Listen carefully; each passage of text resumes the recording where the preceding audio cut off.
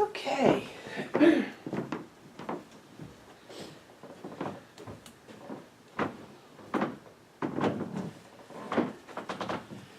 morning, everyone, and welcome to Unity of Connellsville. Certainly the place to be on kind of an overcast, rainy Sunday. We're just in here nice and cozy. I heard a joke this morning. Someone told me a joke this morning. I thought it was pretty funny. A Buddhist walked up to a hot dog stand and he said, "Make me one with everything." I get it. I'm sorry, I thought that was good. That was pretty interesting. Going to tell a little bit of a story today, and I have a math problem for you. 5 birds were sitting on a telephone wire, and they decided to fly south. No, there were 5 birds sitting on a telephone wire. 2 decided to fly south. How many were left? 3. 3. No. 5 were left. Because intending to do something and actually doing something are not the same thing. For a bird to fly south, it would have to start flapping its wings and jump off the wire. Well, of course, face the right direction, flap its wings, jump off the wire, and keep flapping its wings until he gets to the destination, until it gets to the destination. So it's more than just intention. Intentions are good. It's more than just a thought or an intention. The part that makes everything real is in the doing. For example, I often think of, in fact, a friend did this. I had this friend, another licensed Unity teacher, and she would write all her friends' names and people that she knows and stuff on a calendar, and then that's the day that she would pray for that person whose name was written on that day on the calendar. And then she'd send them a note or an email and said, "Oh, I was thinking about you and I prayed for you today." I thought, what a wonderful idea. So many times I think of, I'd really like to just send a card and say, I've really been thinking about you, how you doing? Or I want to send a birthday card other than just high five on Facebook, an actual card. Or call somebody and say, "Hey, how you doing?"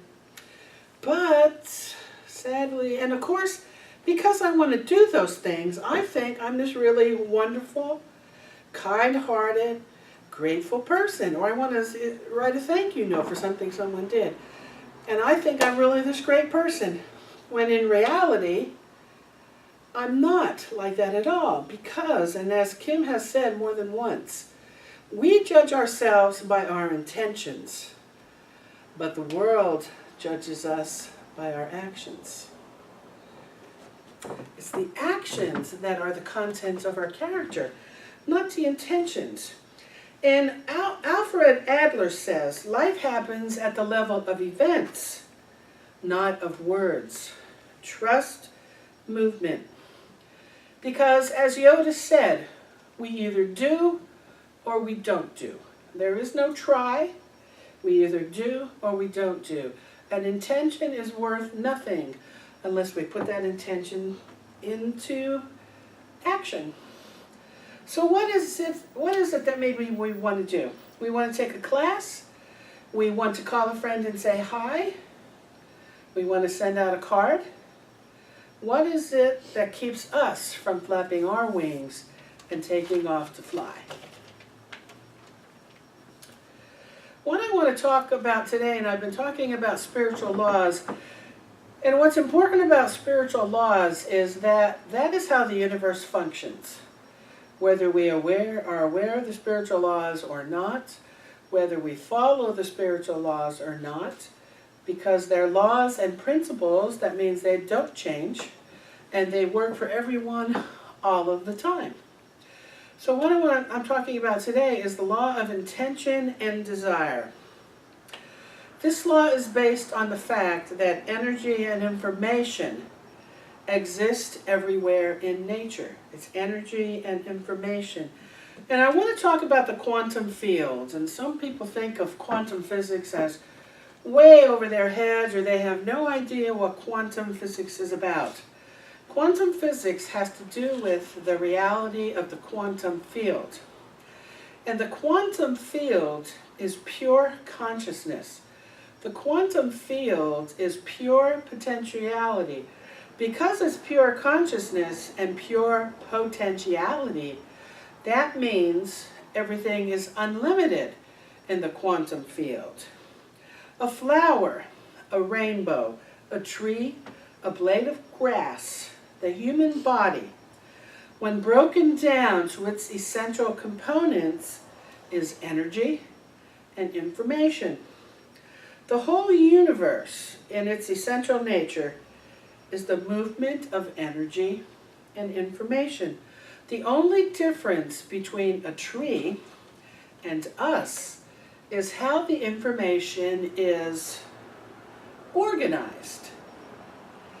For example, if we look at anything that exists, we know that it's carbon, hydrogen, oxygen, nitrogen, and probably has other elements in more minute amounts. We could easily buy these elements in a hardware store. And I'm sure eventually science will figure all that out. Buy all these elements, kind of put them together in a particular way, particular pattern, and poof, we have a tiger. Or poof, we have a human being. The difference between a tree and us, even though it has the same carbon, it has the same hydrogen and oxygen, which we interact with daily like plants. We're exchanging carbon dioxide and oxygen all day long. The only difference is how the energy and the information is arranged. That's the only difference. We, as human beings, are a privileged species because we're capable of becoming aware of this energy and information. And because we can become aware of the energy and information, we can manifest whatever we want. That's the bottom line. This quantum field is our thoughts, our feelings, our emotions, our desires, our memories, our instincts, our drives, and our belief. So all of that together, we experience as the human body. And then as the human body, we are an extension of the universe, because out in the universe is the exact same components. We are not separate from the body of the universe. The universe is our extended body. That means we are able to consciously change the informational content of our physical body, the content that gives rise to the physical body, our thoughts, feelings, memories. We can change the informational content and influence the energy and information in our environment and in our world. And we can cause things to manifest. We can do that. Science is proving this, that this is possible. Science is discovering that God is really an energy field. This change, this way to change the content of the physical body, or on another level, those thoughts and feelings that give rise to the physical body, are because of two inherent qualities in consciousness. Those two qualities are attention and intention. Attention energizes something. Intention transforms. Whatever we put our attention to grows stronger in our life. If we take away our attention, it will wither, disintegrate, and disappear. In other words, as Unity says, what we dwell on increases. What we give our attention to increases. Intention on the other hand, triggers the transformation of this energy and this information. Intention organizes its own fulfillment. Wayne Dyer has an entire book written about this. It's called The Power of Intention. And as long as we don't violate the other laws of nature through our intention, we can literally command the laws of nature to fulfill our desires. That's what Jesus did. He could command the laws of nature to heal someone, to change someone's eyesight, to go from blind to being able to see. He could change this information content, change this quantum field, and change water into wine. He could multiply loaves and fishes because he knew how to do this. We can do the same thing. Intention lays the groundwork for this effortless, spontaneous, frictionless flow of pure potentiality, seeking expression from the unmanifest to the manifest. In other words, anything that exists in the physical plane comes from our thoughts. It was a thought first. Any invention ever made was always a thought first.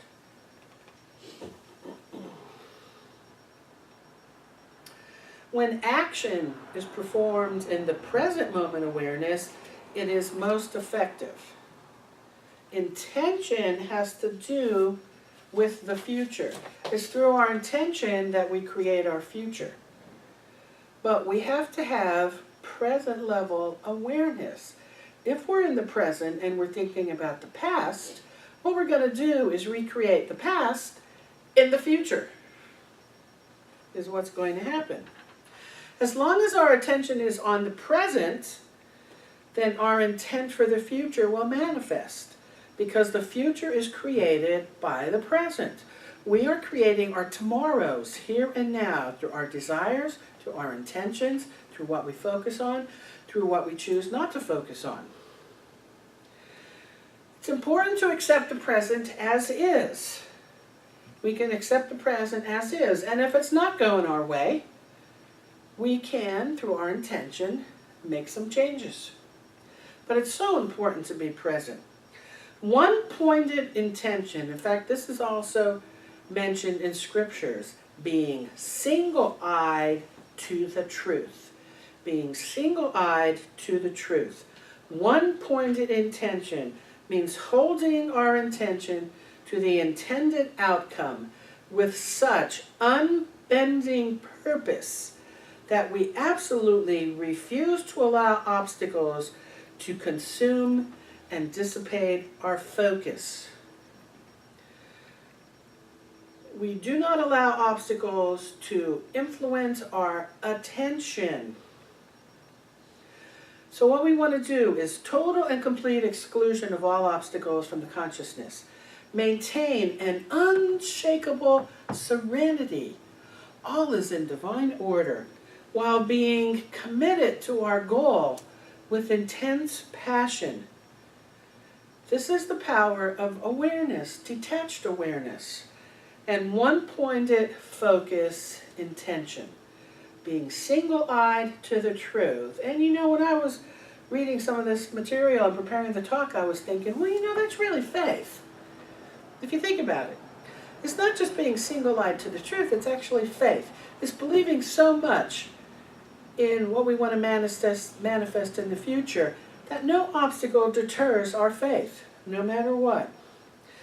So I invite you to learn to harness the power of intention, and you can create anything you desire.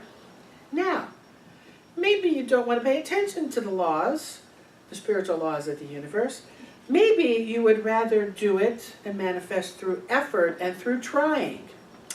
You can manifest by just putting a lot of effort into it and by trying at a cost. The cost is stress. The cost is heart attacks. The cost is a compromised immune system. It's much better to operate this law of intention in these 5 ways. I'm going to tell you the 5 ways to generate the power of intention.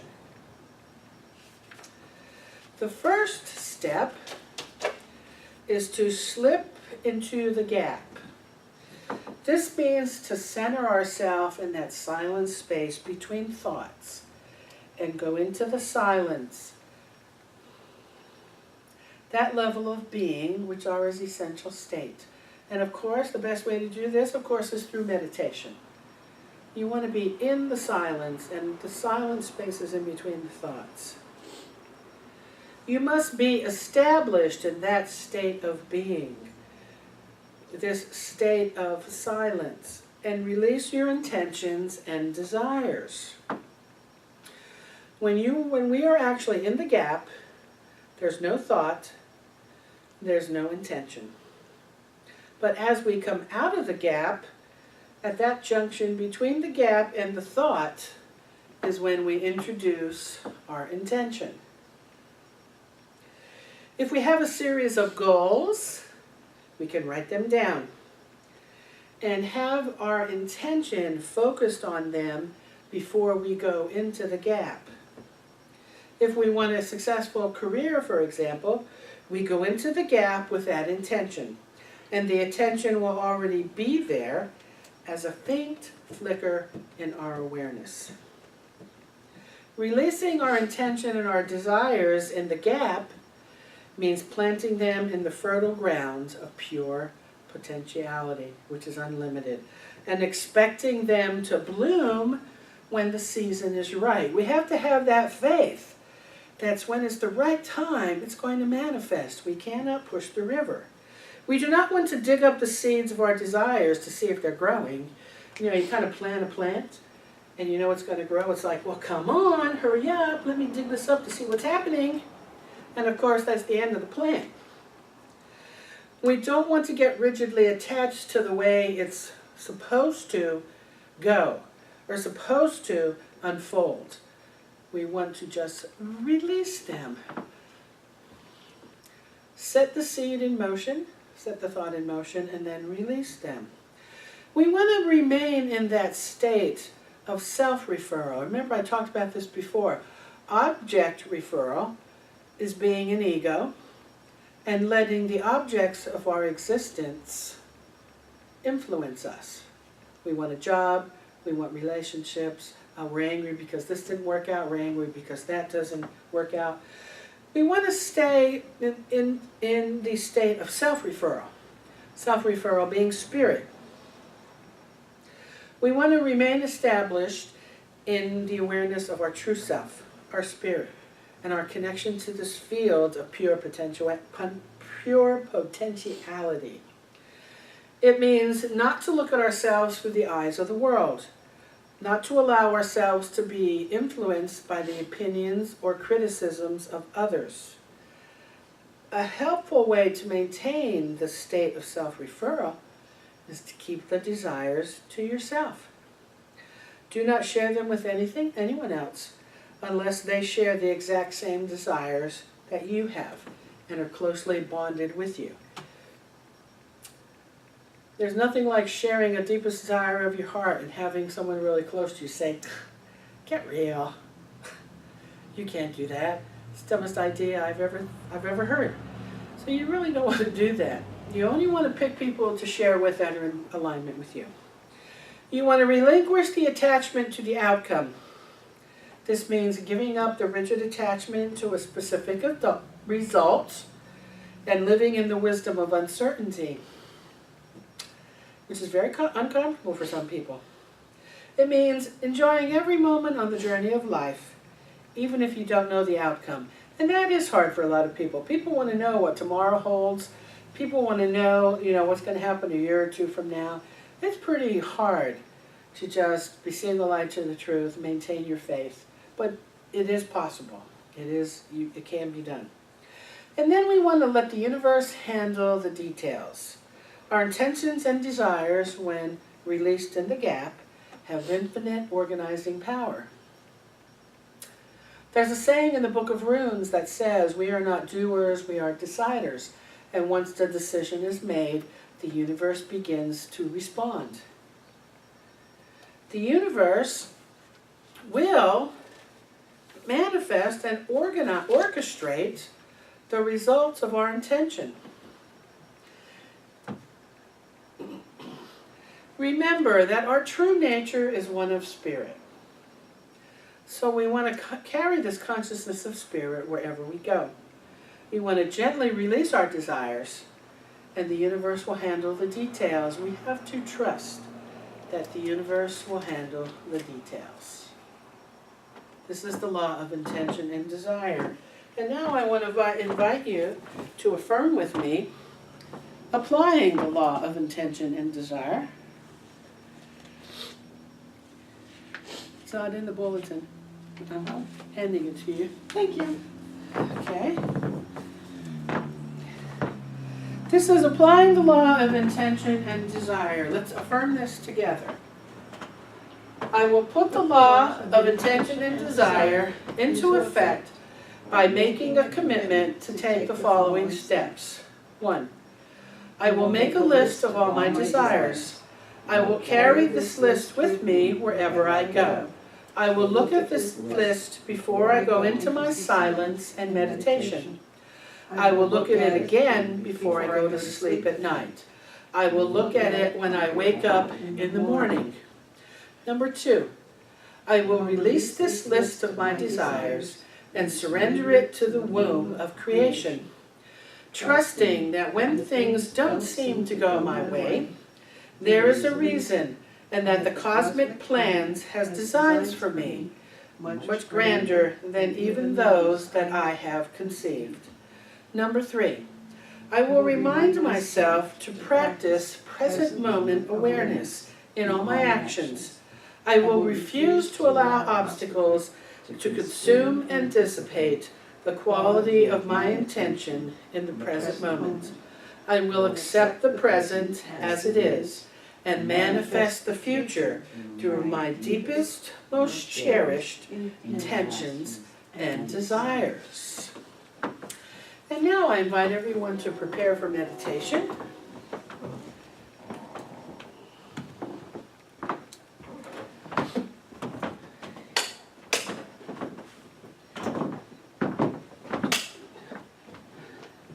Oh no, that's good. Yeah, I'm gonna just rearrange that.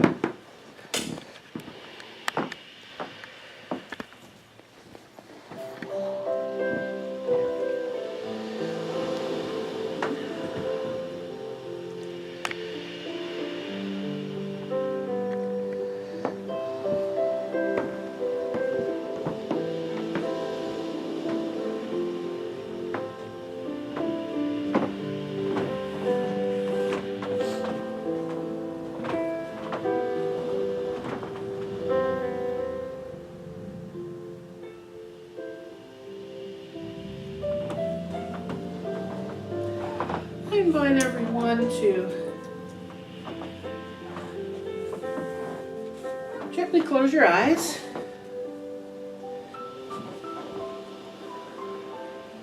And it's okay if you feel sleepy or end up falling asleep through the meditation. I've done that several times to the point where I've actually started snoring during the meditation. So don't fight to keep yourself awake if you feel like you're so comfortable you just want to take a nap. It's okay. Just take in a couple slow, deep breaths and exhale slowly. It's the breath, with the slow intake of the breath and the slow exhale that helps calm our bodies down.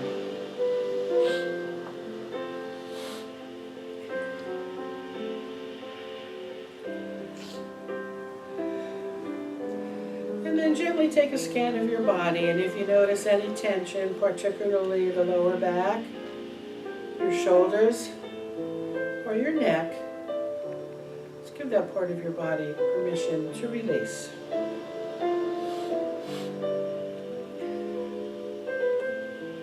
I want to invite you to imagine this beautiful, gorgeous path into the woods. It's a path that feels safe.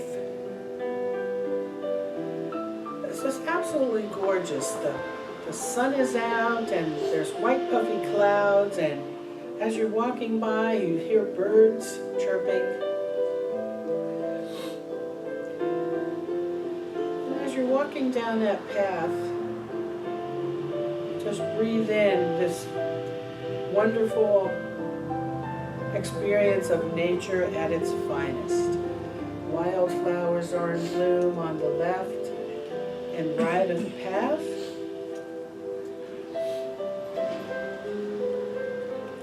As you're walking down the path, you may see a rabbit or another animal, but they're not afraid. They just continue doing what they're doing. And as you walk down that path, you come to this circular opening. And you see the rays of the sun coming down, focusing on a beautiful golden table and a chair.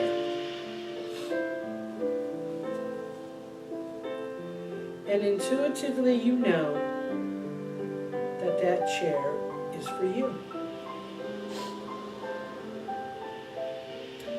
And so you sit on that chair, and in front of you is a golden sheet of paper and a golden pen with an ink well. And so you pick up the golden pen and you dip it into the ink well, and you start to write the deepest desires of your heart.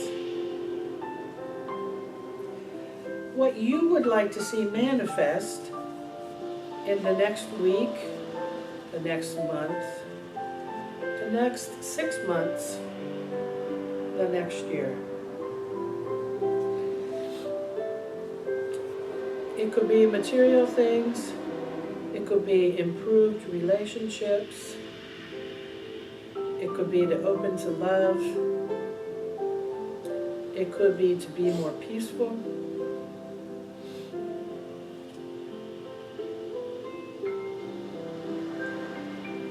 Just take a moment to write down all the desires that you would like to see manifest.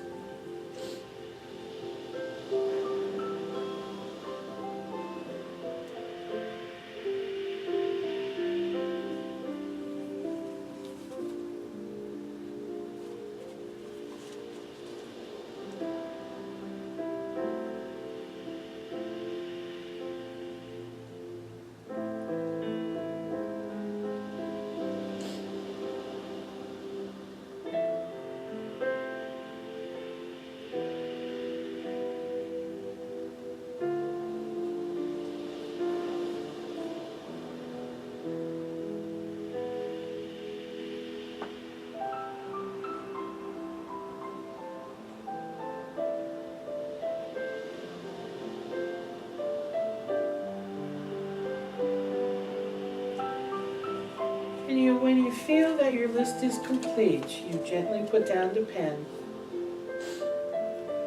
and you fold the paper in thirds and put it in the envelope that's also sitting on the table. And you tuck that envelope in your pocket, in the secret pocket of a jacket,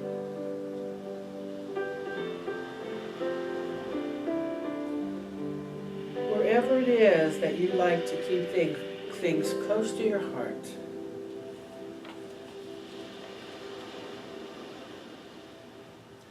And I invite you to think of your list every morning and every evening,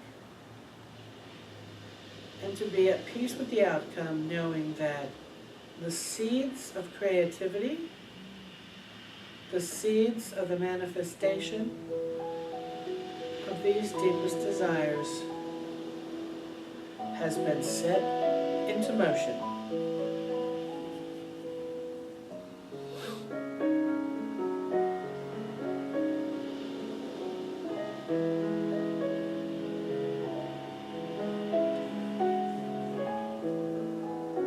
And when you're ready, just gently open your eyes walk out of the forest with this great feeling, knowing that deepest desires are manifesting here and now.